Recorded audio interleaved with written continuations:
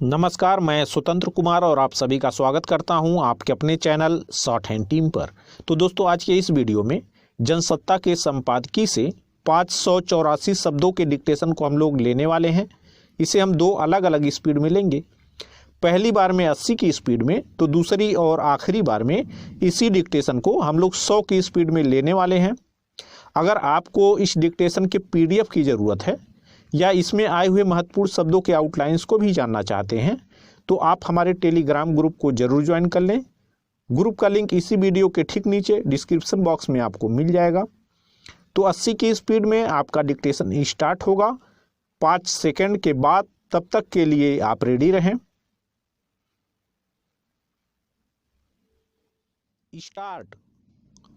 राजनीति के अपराधीकरण के मसले पर लगभग सभी दलों के बीच ऊपरी तौर पर यह आम सहमति दिखती है कि दागी छवि वाले लोगों को चुनावों में उम्मीदवार नहीं बनाया जाए। लेकिन इस चिंता के बरक्स हकीकत यह है कि ऐसी पार्टियां उंगलियों पर गिनी जाने लायक हैं जो इस विचार पर कुछ हद तक अमल करती दिखती हैं।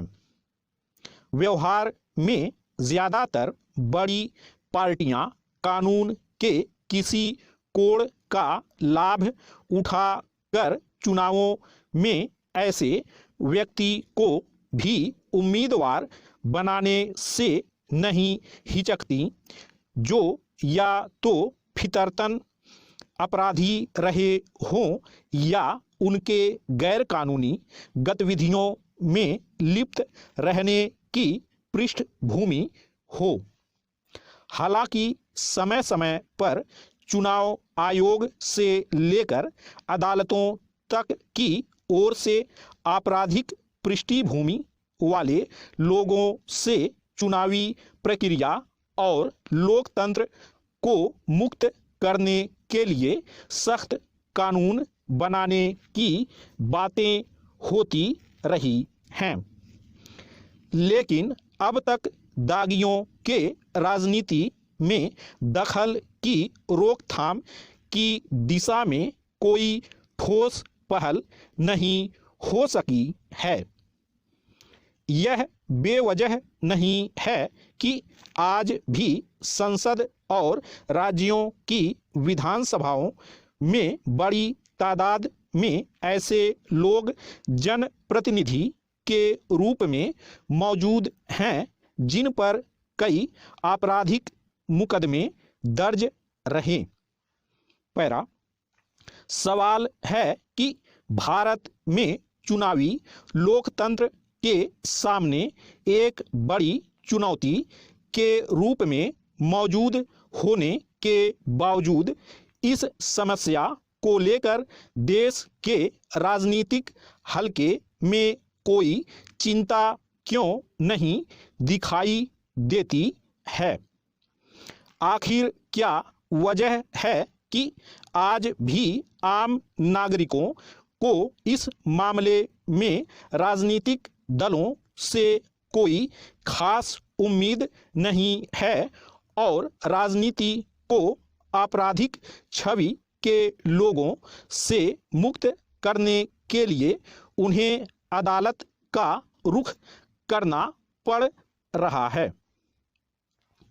गौरतलब है कि सुप्रीम कोर्ट में एक जनहित याचिका दायर कर चुनाव को उन राजनीतिक दलों का पंजीकरण रद्द करने का निर्देश देने की मांग की गई है जो अपने उम्मीदवारों के आपराधिक मामलों के बारे में ब्यौरा सार्वजनिक करने और अपने आधिकारिक वेबसाइट पर उसे प्रकाशित करने में विफल रहते हैं।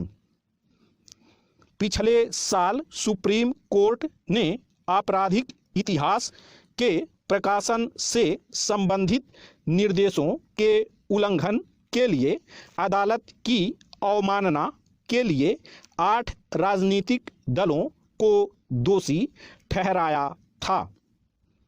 अदालत ने राजनीति के अपराधीकरण की खतरनाक वृद्धि को ध्यान में रखते हुए सभी राजनीतिक दलों को लोकसभा और विधानसभा चुनावों में अपने उम्मीदवारों के आपराधिक इतिहास का विवरण उम्मीदवार के चयन के 48 घंटे के भीतर नामांकन के 2 सप्ताह के भीतर जो भी पहले हो प्रकाशित करने का निर्देश दिया था।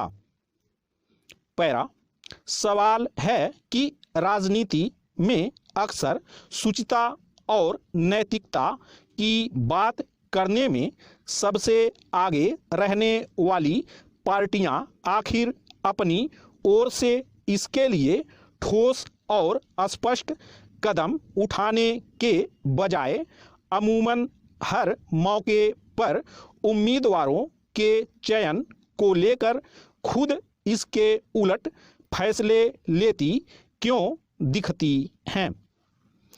चुनाव आयोग से लेकर अदालतों तक में लंबे समय से दागी उम्मीदवारों के जनप्रतिनिधि के रूप में संसद और विधानसभाओं में चुन कर आने के मसले पर चिंता जताई जाती रही है, मगर वे कौन सी परिस्थितियां और कानून की कसौटी पर कमजोर बिंदु हैं जो देश में राजनीतिक दलों को दागी लोगों को अपना उम्मीदवार बनाने से नहीं रोक पाती हैं। आज भी अगर जनता की नुमाइंदगी करने वालों में खासी संख्या हत्या, बलात्कार, अपहरण, महिलाओं के खिलाफ अपराध में शामिल रहे दागी पृष्ठभूमि वाले नेताओं की देखी जाती है तो इसके लिए कौन जिम्मेदार है। मतदाताओं से उम्मीद की जाती है कि वे आपराधिक छवि वाले नेता को वोट ना दें, लेकिन शायद इस दिशा में अभी लोगों के बीच लोकतंत्र और उसके मूल्यों को लेकर सशक्तिकरण की प्रक्रिया को और मजबूत करने की जरूरत है। स्टॉप। इसी डिक्टेशन को दूसरी बार में हम लोग 100 की स्पीड में लेंगे और आपका समय स्टार्ट होगा 5 सेकंड के बाद। तब तक के लिए आप रेडी रहें।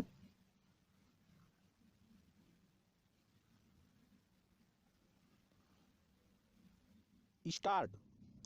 राजनीति के अपराधीकरण के मसले पर लगभग सभी दलों के बीच ऊपरी तौर पर यह आम सहमति दिखती है कि दागी छवि वाले लोगों को चुनावों में उम्मीदवार नहीं बनाया जाए, लेकिन इस चिंता के बरक्स हकीकत यह है कि ऐसी पार्टियां उंगलियों पर गिनी जाने लायक हैं जो इस विचार पर कुछ हद तक अमल करती दिखती हैं।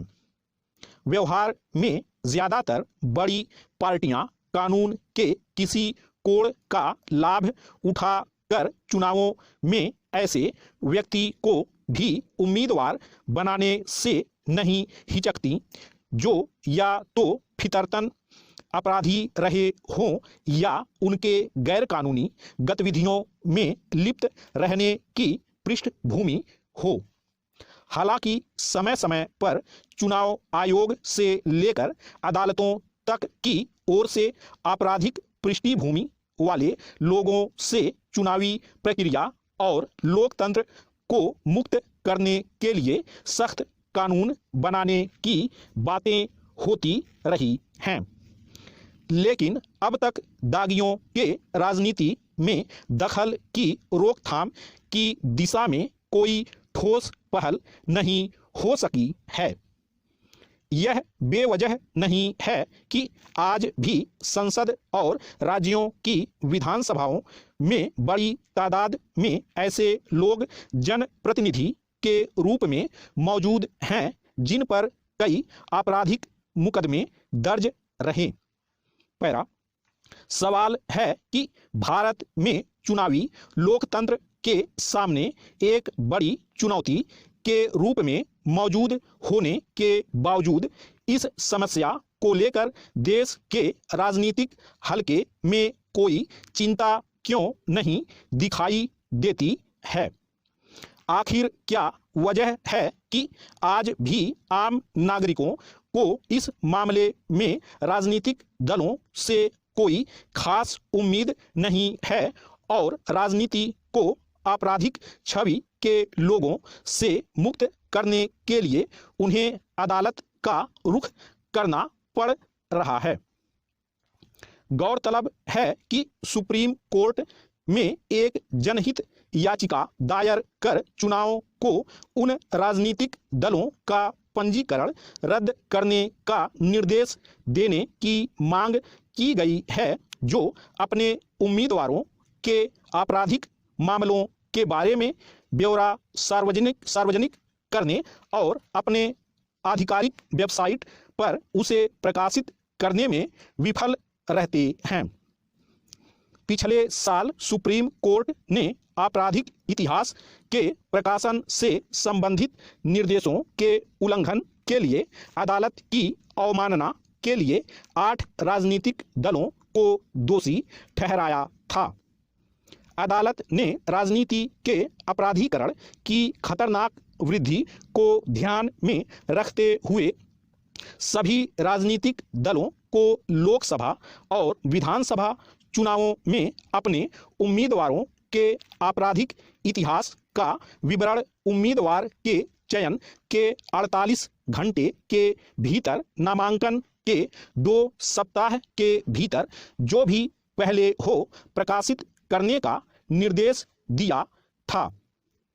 पैरा सवाल है कि राजनीति में अक्सर शुचिता और नैतिकता की बात करने में सबसे आगे रहने वाली पार्टियां आखिर अपनी ओर से इसके लिए ठोस और स्पष्ट कदम उठाने के बजाय अमूमन हर मौके पर उम्मीदवारों के चयन को लेकर खुद इसके उलट फैसले लेती क्यों दिखती हैं। चुनाव आयोग से लेकर अदालतों तक में लंबे समय से दागी उम्मीदवारों के जनप्रतिनिधि के रूप में संसद और विधानसभाओं में चुन कर आने के मसले पर चिंता जताई जाती रही है, मगर वे कौन सी परिस्थितियां और कानून की कसौटी पर कमजोर बिंदु हैं जो देश में राजनीतिक दलों को दागी लोगों को अपना उम्मीदवार बनाने से नहीं रोक पाती हैं। आज भी अगर जनता की नुमाइंदगी करने वालों में खासी संख्या हत्या, बलात्कार, अपहरण, महिलाओं के खिलाफ अपराध में शामिल रहे दागी पृष्ठभूमि वाले नेताओं की देखी जाती है तो इसके लिए कौन जिम्मेदार है। मतदाताओं से उम्मीद की जाती है कि वे आपराधिक छवि वाले नेता को वोट ना दें, लेकिन शायद इस दिशा में अभी लोगों के बीच लोकतंत्र और उसके मूल्यों को लेकर सशक्तिकरण की प्रक्रिया को और मजबूत करने की जरूरत है। स्टॉप।